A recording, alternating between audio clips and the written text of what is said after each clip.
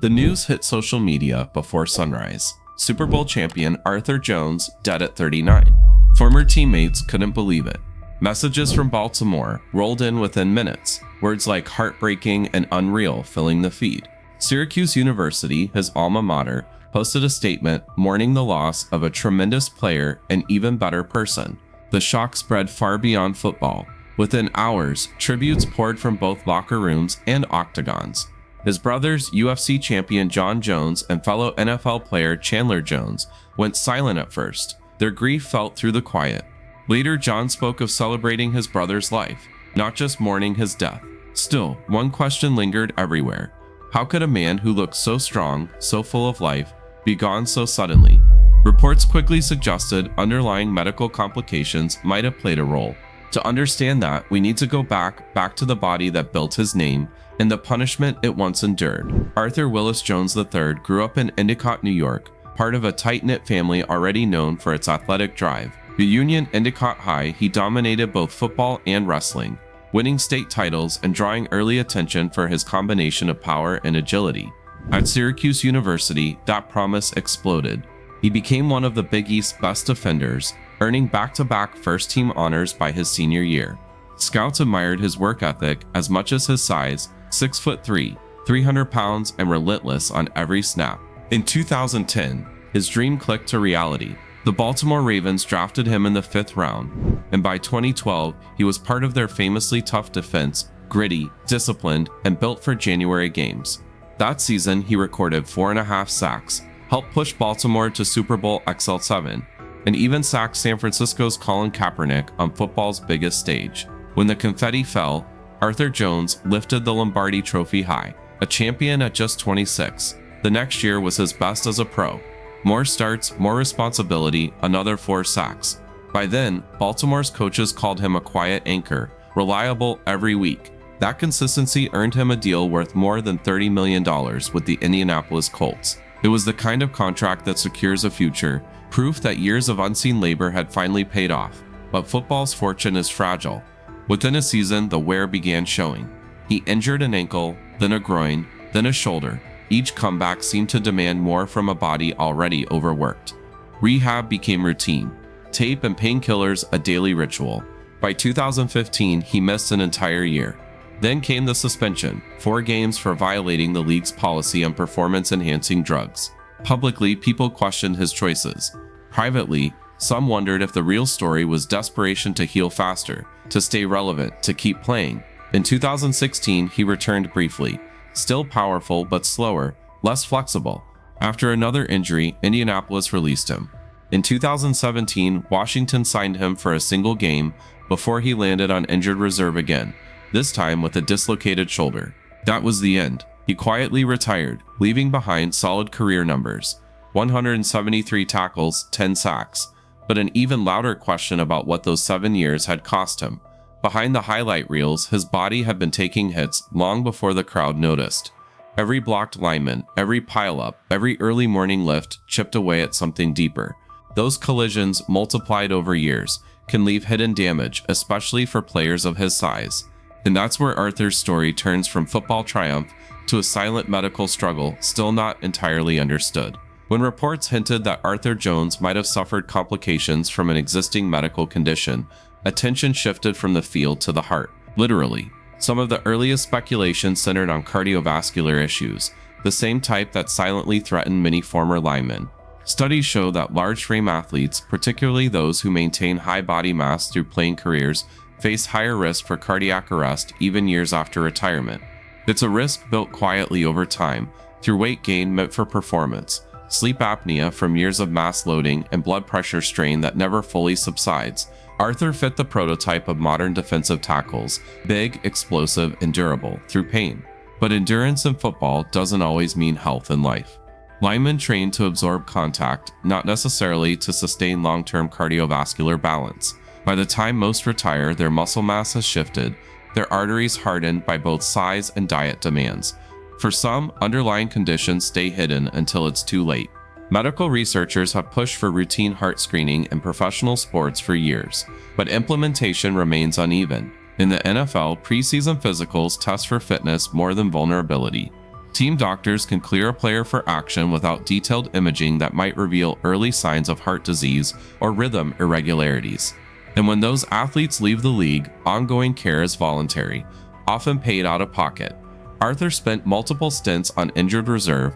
Public reports mention ankle and groin injuries, but insiders knew he battled constant inflammation, recurring fatigue, and the mental drag of trying to get back in form. None of that necessarily points to heart issues on its own, yet together they suggest chronic physical stress. In professional football, that stress is both the cost of entry and sometimes the end game. Experts on athlete health now tie many unexpected deaths among former pros to undiagnosed structural heart problems, conditions like hypertrophic cardiomyopathy or arrhythmogenic right ventricular disorder. These diseases can remain silent for years, only surfacing under exertion or stress. The tragedy is how preventable some cases can be with early detection. Automated external defibrillators, or AEDs, can save lives if used immediately after cardiac arrest, but statistics reveal that only about 10% of public cardiac arrests ever see an AED in use by a bystander. In sports venues where timing is everything, that number should be far higher. New data from major heart associations show that survival rates from sudden cardiac arrest can reach 90% if a shock is delivered within the first minute. That's why arenas and college fields across the country now keep defibrillators within arm's reach, and why coaches drill emergency action plans as regularly as playbooks. But even with those tools, the reality is uneven. Collegiate and pro teams live under different health standards. Smaller programs might lack the same immediate access, leaving a gap between what's possible and what's practiced. In contrast, today's elite sports medicine culture is evolving. The same institutions that once banned athletes with implanted defibrillators from competition now encourage shared decision-making between doctors and players. For generations, a diagnosis of heart irregularity meant retirement. Now, under updated guidelines, an athlete can return safely under supervision, settings tuned precisely for their conditions. These changes couldn't help Arthur Jones, but his loss underscores why those policies matter. His post-health life seemed ordinary from the outside. Coaching youth, spending time with his son, showing up for John's fights and Chandler's games. Friends say he still trained occasionally, still treated his body like a professional's. Yet the underlying fatigue, the soreness that lingered long past normal recovery windows, hinted at something deeper. When you've lived a decade chasing collisions, your heart learns to race on command, and that constant adrenaline can mask warning signs. Ordinary people might notice. It's possible Arthur never knew the full extent of what his body carried. With a personality built on resilience, he likely attributed every ache to the game. But when the body finally stops holding the line, even small irregularities can trigger catastrophic outcomes. His passing at 39 serves as another data point, one that medical experts and leagues will analyze while families and fans grapple with the emotional side. The contrast is stark. Billions of dollars funneled into nutrition programs, recovery science, and wearable tech designed to optimize performance. Yet the most crucial system, the heart itself, often receives less proactive attention than an injured knee or torn ligament. The league loves numbers, yards gained, sacks recorded, dollars earned, but the invisible metrics, blood pressure, strain patterns, cardiac rhythm, determine how long those numbers keep growing. For Arthur's family, those statistics mean little. They remember the human version, the man who smiled through pain, the gentle giant whose energy filled every room. His optimism never faded, even after his body said stop. Friends recall him saying he wanted to feel useful again, shifting toward mentoring young players, while rebuilding daily structure outside football. He had reason to believe the hardest hits were behind him. Instead, the toll proved deeper, internal, unseen, and so his story forces a difficult reflection on the sport he loved. What responsibility does the league carry when the applause quiets? For decades, the NFL has promised advancements in safety, concussion protocols, padded helmets, tracking chips measuring impact. Yet the leading cause of death for former linemen remains cardiac failure, a slow, silent adversary few fans ever see, until names like Arthur Jones remind everyone it's still there. When the autopsy reports mention pre-existing complications, they're really describing a system still catching up to its own risks. Arthur's fight didn't end with retirement. It just moved beyond the stadium lights into the unseen space where health, identity, and legacy collide. In the days that followed, grief turned into remembrance. Jon Jones broke his silence online, inviting the world to a public service in Binghamton, an open funeral where anyone who knew or admired Arthur could pay their respects. He called it a celebration of life, not a farewell. Friends, teammates, and coaches gathered to share stories about his generosity. The same person who once handed his Super Bowl ring to a kid during a charity event, just to see him smile. To those who knew him, Arthur wasn't defined by what he lifted in the weight room, but by how he lifted people.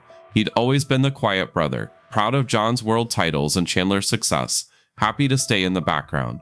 Family came first, even after fame. At home, he was dad, the patient teacher who helped his son with school projects and taught him how to tackle life without fear. That balance between fierce defender and gentle father became part of his legacy, one that teammates often said reflected who he really was outside the spotlight. But as thousands mourned, the conversation widened. Reporters began connecting Arthur's death to broader questions about NFL wellness. Could cardiac screening have revealed more? Could extended post-retirement checkups have saved him? Behind the statistics and tributes, those questions cut into the heart of the sport itself. Football measures greatness by durability, yet the same endurance can hide deteriorating health until tragedy surfaces. The league has made progress, better concussion testing, personal health initiatives, modernized facilities, but cardiac prevention still lags behind. Many teams conduct standard physicals, yet few include deep cardiovascular imaging that might detect early warning signs in larger athletes. The imbalance between performance optimization and long-term safety exposes an uncomfortable truth. Player welfare often depends on timing and resources, not just intention. Medical experts now point to Arthur's story as a reminder of what's still missing. The American Heart Association's latest guidelines emphasize shared decision-making. Athletes should collaborate with doctors, not simply follow directives. Athletes with implantable cardiac devices, once automatically benched, can now return safely to sports with oversight. That evolution in thinking proves that risk doesn't need to equal exclusion. It just requires accountability. For families like the Joneses, progress can't replace loss, yet their willingness to share their grief transforms it into awareness. Arthur's funeral wasn't just a goodbye, it became a rallying point for athletes and fans to recognize that legacy isn't measured solely in career stats or championship rings. It's measured in how the game learns from its fallen. Through afterward discussions on sports networks and medical panels, his name surfaced beside those of other athletes gone too soon, not as a data point, but as a reason for reform. His death illustrated both fragility and purpose. What happens when one life sparks a movement, questioning how far sport should go to protect its heroes after the cheers fade. Arthur Jones's passing reminds everyone that physical greatness doesn't guarantee health.